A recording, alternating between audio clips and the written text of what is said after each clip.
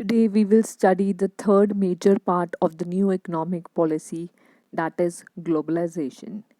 We have studied the two major parts, liberalization and the privatization in the previous videos. आज हम पढ़ेंगे third major part, that is the concept of globalization. What do you mean by globalization? Globalization means integration of the economy of the country with the world economy. Integrate करने का मतलब होता है जोड़ना. तो यहाँ पे कहता हमें जोड़ना है अपनी कंट्री की इकोनॉमी को वर्ल्ड की इकोनॉमी के साथ. जैसे हम इंडिया में रहते हैं तो हमें इंडियन इकोनॉमी को जोड़ना है वर्ल्ड इकोनॉमी के साथ. हम कैसे जोड़ सकते हैं इंडियन इकोनॉमी को वर्ल्ड इकोनॉमी के साथ? Through imports and exports. So let us understand the features of globalization. First feature we have is integrating with the world economy. Integrate करना मतलब जोड़ना. तो इंटीग्रेशन कैसे हुआ हमारा इंडियन इकोनॉमी का वर्ल्ड इकोनॉमी के साथ? ये कहता है कि इम्पोर्ट्स जो थे वो लिबरलाइज कर दिए गए. लिबरलाइज का मतलब इम्पोर्ट्स में रिलैक्सेशंस दे दी गई कि इजीली आप इम्पोर्ट्स कर सकते हो. जो प्रोसीजर्स हैं उनमें रिलैक्सेशन दे दी गई. इवन जो टैरिफ रेट्स उन पर लगाए जाते थे, जो कस्टम ड्यूटीज़ उन पर लगाई जाती थी, वो भी रिड्यूस कर दी गई. Tariff rates and custom duties reduce करने से क्या हुआ? जो प्राइस पड़ता था हमें इंपोर्ट का वो कम पड़ने लग गया, जिसकी वजह से it was now affordable for everyone to imports the product from the various countries. Second feature we have is shrinking the time and distance. Time and distance जो मार्केट्स के बीच थे वो श्रिंक हो गए. श्रिंक हो गए मीन्स कम हो गए थे. कम कैसे हुए अब time and distance? Due to fast communication networks. Mobile phone आने की वजह से बहुत इजी हो गया कम्युनिकेट करना. हम इंडिया में बैठे किसी भी कंट्री को के मेंबर को कॉल आराम से कर सकते हैं और इजीली उनसे बातचीत कर सकते हैं. स्पीडी ट्रांसपोर्टेशन हो गया.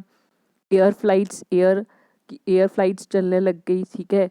शिप्स चलने लग गई, जिसकी वजह से easily and within a very short period of time जो है हम प्रोडक्ट्स फ्रॉम ट्रांसफ़र कर सकते हैं from one country to another country. There was potential in the foreign markets. Indian businesses को अलाउ कर दिया गया कि वो फॉरेन मार्केट्स में एंटर कर सकते हैं. फॉरेन मार्केट्स में एंटर कर सकते हैं मीन्स फॉरेन कंट्रीज़ में जाके अपने इंडियन मेड इन इंडिया के प्रोडक्ट्स जो हैं सेल कर सकते हैं. इवन तक कि उन्हें अलाउ कर दिया गया कि जिन कंट्रीज़ के साथ हमारे एग्रीमेंट हैं आप उन कंट्रीज़ में जाके अपनी इंडस्ट्री तक सेटअप कर सकते हो. नेक्स्ट फीचर आया हमारे पास inflow of foreign capital. Inflow मतलब पैसा आना. फॉरेनर्स को कहा गया कि आप इंडियन इंडस्ट्रीज़ में अपने पैसे लगाएं. जब फॉरेनर्स इंडियन इंडस्ट्री में पैसे इन्वेस्ट करते हैं तो जो पैसे बिजनेस में इन्वेस्ट करते हैं हम उसे बोलते हैं कैपिटल. तो अगर इन्वेस्टमेंट फॉरेनर्स ने की है तो वो बन जाता है फॉरेन कैपिटल. तो ग्लोबलाइजेशन में अलाउ किया गया फॉरेनर्स को कि वो जो है इंडियन इंडस्ट्रीज़ में आके इन्वेस्ट कर सकते हैं. This is known as foreign direct investment. Under the foreign direct investment government ने अलाउ किया फॉरेनर्स को कि up to 50% of the share capital जो है वो फॉरेनर्स द्वारा हेल्ड की जा सकती है. इवन इन कुछ सेक्टर्स ऐसे थे जहाँ पे 100% जो कैपिटल थी वो फॉरेनर्स को कहा गया कि आप जो है वो होल्ड कर सकते हो. 100% इन्वेस्टमेंट फॉरेनर्स कर सकते हैं. So these were some of the features of globalization. Coming to next topic, that is what were the advantages of globalization. Globalization के इंडियन इकोनॉमी को क्या क्या फ़ायदे हुए एंड इवन पूरे वर्ल्ड को क्या फ़ायदे हुए. सबसे पहला आता है there was increase in foreign trade. Increase in foreign trade. Trade का मतलब होता है कोई भी चीज़ परचेज एंड सेल करना. दैट मीन्स इम्पोर्ट्स में हम परचेजिंग करते हैं एंड एक्सपोर्ट्स में हम सेल करते हैं. तो कहता जो वॉल्यूम था फॉरेन ट्रेड का क्वांटिटी वाइज वो काफ़ी ज़्यादा बढ़ गया था. जीडीपी में ग्रॉस डोमेस्टिक प्रोडक्ट जो था उसमें एक्सपोर्ट्स का जो शेयर था वो ग्रेजुअली इंक्रीज होना शुरू हो गया. मतलब काफ़ी इनकम जो थी हमें एक्सपोर्ट्स के थ्रू फॉरेन करेंसी जो थी वो आनी शुरू हो गई, जिसकी वजह से हमारे फॉरेन रिजर्व्स जो है वो स्ट्रॉन्ग बनने शुरू हो गए. There was increase in foreign collaborations. Foreign collaborations होता है जब हम फॉरेन कंपनीज के साथ अपने आप को जोड़ लेते हैं। कोलैबोरेशंस 3 वेज से हुए। कुछ कंपनीज जॉइंट वेंचर फॉर्म में एंटर हुई इंडियन कंपनीज के साथ। जॉइंट वेंचर होता है जहाँ पे मेजॉरिटी शेयर होल्डिंग्स जो होती हैं वो फॉरेन कंपनीज की होती हैं, मतलब वो फॉरेन कैपिटल इन्वेस्टमेंट जो रहती है उनकी रहती है। कोलैबोरेशंस हुए ताकि प्रोवाइड कर सके हम टेक्निकल नो हाउ और financial up, right. Technical know how होता है कि बेसिकली जो फॉरेन कंपनीज है अपनी टेक्नोलॉजी प्रोडक्ट कैसे वो बनाती हैं, अपनी रिसर्च जो है वो इंडियन इंडस्ट्रीज के साथ शेयर करेंगी। इवन कि फॉरेनर्स को भी अलाउ किया गया कि वो इंडस्ट्रीज यहाँ पे सेटअप कर सकते हैं इंडिया में आके अपनी मैन्युफैक्चरिंग फैसिलिटीज जो हैं वो सेटअप कर सकते हैं। थर्ड फायदा हमें मिला, there was increase in FDIs, that is foreign direct investment. This is the same point जो मैंने फीचर्स में आपको समझाया कि फॉरेनर्स को इंडियन इकोनॉमी ओपन होने के बाद अलाउ कर दिया गया कि वो यहाँ पे आके इन्वेस्ट करें, इंडियन इंडस्ट्रीज में इन्वेस्ट करें। तो कहते हैं लार्ज इनफ्लो हुआ फॉरेन कैपिटल का, बिकॉज काफ़ी ज़्यादा जो था उन्हें यहाँ पे इंडियन इंडस्ट्री में ग्रोथ नज़र आया। उनको लगा कि हाँ इंडिया जो है, अगर हम इंडिया में आके इन्वेस्ट करते हैं तो इंडिया में इन्वेस्टमेंट्स हमारी जो हैं वो प्रॉफिटेबल होंगी ही होंगी। There will be great return on investment. Main destination बन गया था इंडिया फॉरेनर्स के लिए इन्वेस्ट करने का। इवन कि प्रेजेंटली भी फॉरेनर्स काफ़ी पैसा लगा रहे हैं इंडिया में, बिकॉज उन्हें इंडिया में ग्रोथ दिखती है। थर्ड फायदा जो हमें, फोर्थ फायदा जो हमें मिला, that is generation of employment. जैसे जैसे इंडियन इकोनॉमी ओपन हुई फॉरेनर्स के लिए, there was growth seen in various sectors. Growth means जो सेक्टर्स थे वो काफ़ी ज़्यादा बढ़ने लग गए, सेल्स काफ़ी ज़्यादा इंक्रीज होने लगी, बिजनेसेस ग्रो करने लग गए, बिजनेसेस डाइवर्सिफाई करने लग गए, एक्सपेंड करने लग गए अपने आप को। एक सिटी से ज़्यादा हम दूसरी सिटी में जाके सेल करने लग गए। इवन कि हम वन स्टेट से दूसरे स्टेट में भी जाके सेल करने लग गए। एंड आफ्टर ग्लोबलाइजेशन इवन कि हम दूसरी कंट्रीज में भी अपना काम सेटअप करने लग गए। इतना लोगों ने अपना काम जो था वो बढ़ा लिया था। तो जैसे जैसे काम लोगों का बढ़ता है, ग्रोथ होती है हर एक काम की, तो उतने ही हमें ज़्यादा पर्सन्स चाहिए काम करने के लिए। तो कहता है जॉब अपॉर्चुनिटीज़ जो थी, एम्प्लॉयमेंट अपॉर्चुनिटीज़ जो थी वो ज़्यादा आने लग पड़ी थी। तो ग्लोबलाइजेशन का मेजर फ़ायदा ये हुआ कि लोग एम्प्लॉयड होने लग पड़े थे।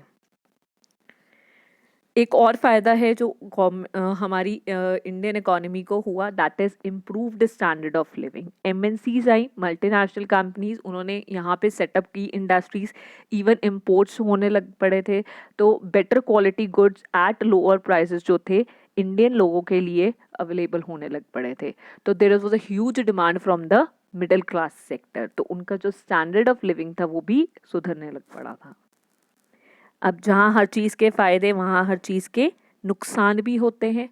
तो कुछ नुकसान क्या हुए ग्लोबलाइजेशन के इंडियन इकोनॉमी को?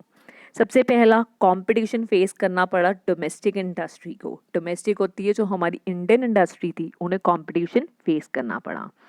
जब इंडियन इकोनॉमी ओपन हुई थी तब वो फॉरेन एंटिटीज से हमारी इंडियन इंडस्ट्री कंपटीशन फेस नहीं कर पाई थी। क्यों? क्योंकि फॉरेनर्स जो थे वो बेटर क्वालिटी गुड्स प्रोवाइड कर रहे थे, and that too at prices lower than the prices offered by the Indian industry. Domination by foreign enterprises. Foreigner enterprises जो थे डोमिनेट करने लग गए थे इंडियन इंडस्ट्रीज को। डोमिनेशन का मतलब क्या होता है? डोमिनेट होता है जब किसी एक पर्टिकुलर कंपनी का जो है वो मार्केट शेयर जो है वो 100% में से मेजॉरिटी मार्केट शेयर जो होता है उस पर्टिकुलर कंपनी का है, तो हम वो कंपनी कहते हैं कि वो कंपनी डोमिनेट करने लग पड़ी है। सो इंडियन मार्केट को फॉरेन एंटरप्राइजेस ने कैसे डोमिनेट किया? लाइक एग्जांपल लेते हैं हम, इलेक्ट्रॉनिक सेक्टर में South Korean and Japanese companies like Samsung, LG, Sony, इनके प्रोडक्ट्स जो थे काफ़ी हेविली सेल होने लग पड़े थे। तो इनका जिसका कंपनी का ज़्यादा प्रोडक्ट सेल होगा उसका मार्केट शेयर ज़्यादा होगा, तो वो डोमिनेट करने लग पड़े थे इंडियन मार्केट्स को।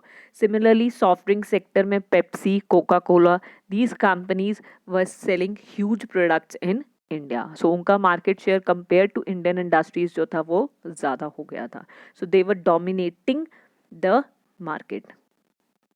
थर्ड नुकसान हुआ एक्सप्लॉयटेशन ऑफ वर्कर्स। वर्कर्स को कैसे एक्सप्लॉयट किया गया? वर्कर्स, क्योंकि इंडिया एक डेवलपिंग इकोनॉमी थी तो यहाँ पे वेज रेट काफ़ी लो था। फॉरेन एंटरप्राइजेस जो थी पे करती थी लो वेजेस वर्कर्स को, एंड उनके जो वर्किंग आवर्स थे वो काफ़ी लॉन्ग रखे गए, प्लस उनकी जॉब सिक्योरिटी जो थी वो बहुत कम थी। कभी भी उन्हें डिसमिस कर दिया जाता था, अगर रिक्वायरमेंट नहीं लगती थी तो उन्हें डिसमिस कर दिया जाता था। Fourth disadvantage was there was lopsided development.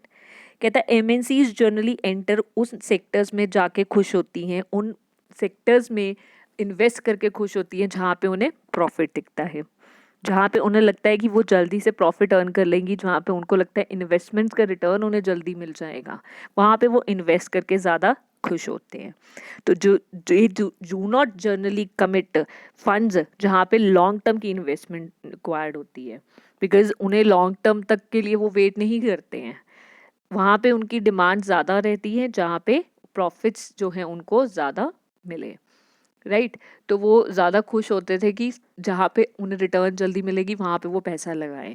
तो जहाँ पे लॉन्ग टर्म रिक्वायरमेंट थी कि लॉन्ग टर्म पैसे लगाएंगे लेकिन इन जो हमें रिटर्न मिलेगी वो लंबे समय तक आएगी, लॉन्ग समय तक आएगी, तो वहाँ पे वो पैसा लगाते नहीं थे, तो वो जो सेक्टर था वो ग्रो होता नहीं था। इंडियन सेक्टर वो जो था वो इतनी जल्दी डेवलप नहीं हो पाया था कंपेयर टू दो सेक्टर्स जहाँ पे फॉरेनर्स ने पैसा लगाया था।